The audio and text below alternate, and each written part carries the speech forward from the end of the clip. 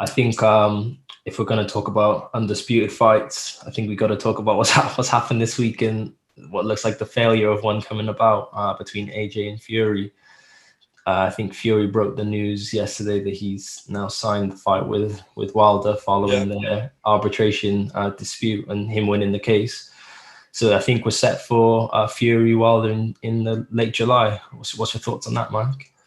Yeah, I've got to be honest. Like, I'm gonna mirror what most boxing fans are thinking. It's disappointing. I really thought a month ago we had an episode and we were very confident that AJ Fury was happening. It looked nailed on. Like, all the politics were kind of brushed aside. And then the announcement that Wilder's won a court case, and it's just gone from 0 to 100 really. And now it looks like Fury and Wilder be fighting for a third time. And I've got to be honest, like, it doesn't excite me. It really doesn't. And I think we know who the better man is, but at the same time, Wilder punches that hard that if you go into a fight mentally thinking I'm going to walk over this guy because I did it before, it could mess everything up, man. Yeah, I just think we've all sort of been waiting for this for a long time, and it's just to think of this potentially 2 more hurdles now to getting an undisputed heavyweight champion. You know, that's the biggest fight like possible in boxing. To be that close and to be snatched away so quickly in the space of days, 2 days beforehand, Fury's on Instagram saying, they've signed the contract now with AJ. And then it takes, I don't know, I just get a weird sense that there's stuff going on that we don't know about, because I just can't see I can't see how quickly this has come about. And then for it to be signed this quickly, it just can't help but feel like it was always going to happen. But it just doesn't help boxing, because we just look stupid again. We can't put together, you can't just put 2 people in the room and say, what can we work out a deal to fight? There's always something going on. So it's frustrating, because we know the fight that we want to see is AJ Fury. But I suppose if Wilder Fury or Fury Wilder has to happen again, I think we know what happens. I just hope that it gets done. But again, you can't. It's one of them with Wilder.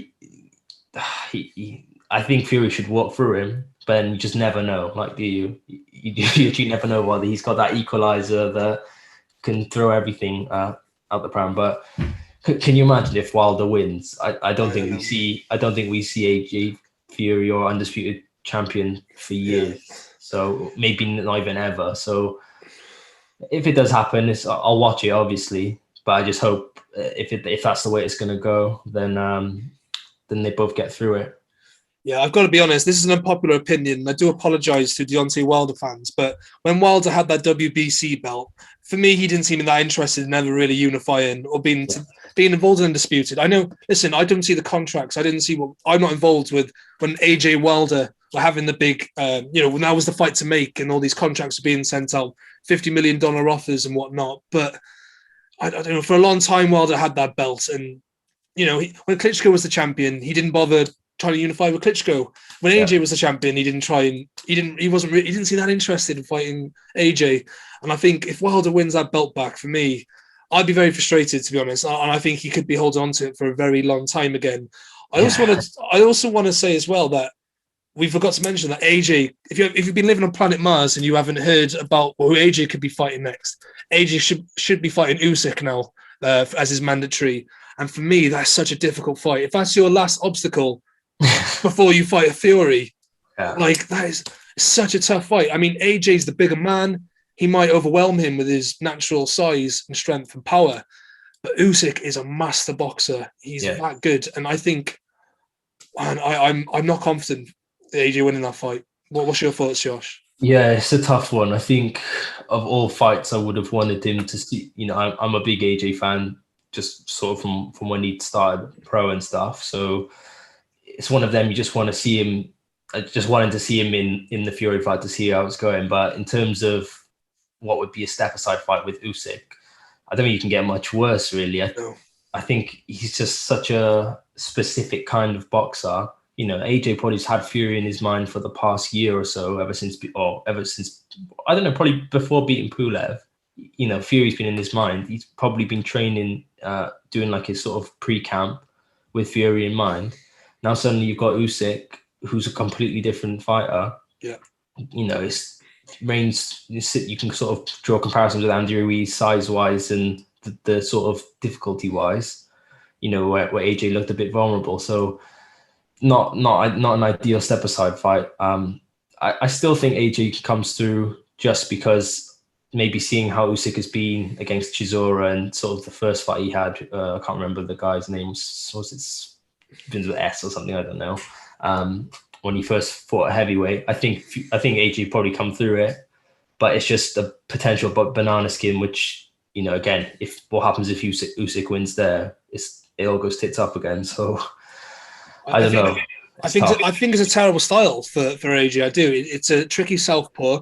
And, people like to think that boxing disease, because he's the bigger man, he's just going to go and rush Usyk and take him out. I don't think you could do that against Usyk. I don't think you could completely just rush him and try and use your size and power, because this guy there's not a style this guy hasn't seen. As an amateur, he's fought Joe Joyce. Joe Joyce is a big juggernaut wrecking machine. I know Joyce was a bit of a novice back then, but Usyk took him apart at times, really picked him off. And I think he's been in that situation many times, Usyk, and Joshua will have to box him a bit, I think, to find some success. And there's not many better technical boxers than Usyk out there. I think it's such a tough fight for AJ. I agree with you. Probably slightly fancy AJ to take it, but I'm not confident. I'm really not. And I think it's a bad fight for AJ. It's a tough fight. Yeah, we've mentioned that before. Usyk's a bit of a boogeyman for anyone, really. Yeah. So no one wants that smoke of Usyk. They don't really.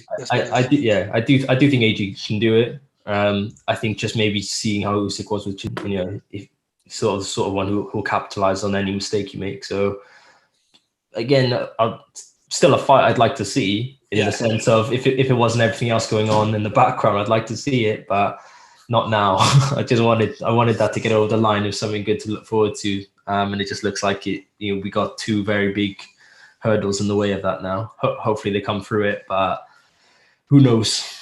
No, you've hit the nail on the head there, because I think AJ and Usyk, that is a good fight. It's a really good fight, but it's just the timing of it. Like we all had in our heads, we were all mentally preparing ourselves for August, AJ Fury for Undisputed, and the winner of that fought one of these guys, Usyk or Wilder, I'd be happy. Do you know what I mean? For all the belts again, defending all the belts against one of those guys. Yeah. But it's just when you've gone from potentially the biggest fight in boxing to a good fight, it's a bit of a anticlimax, as they say.